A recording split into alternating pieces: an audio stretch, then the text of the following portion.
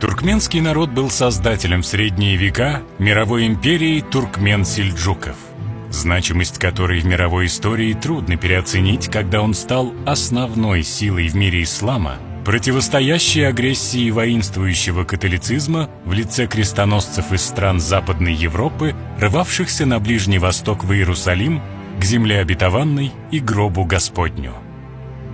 И здесь нельзя все мерить военной составляющей, так как в период расцвета империи туркмен-сельджуков она стала местом, где расцветали наука и культура.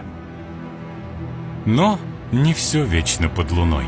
Пришло время, и империя туркмен-сельджуков канула в лету, оставив свой глубокий след не только в истории туркменского народа, но и в мировой истории.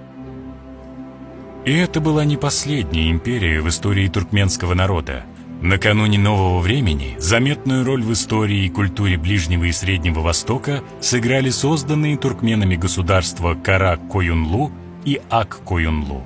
Взлеты и падения, перечислять которые пришлось бы долго в ходе его более чем тысячелетней истории, закалили туркменский народ, который никогда не склонял голову ни перед одним завоевателем, как бы тот не был силен.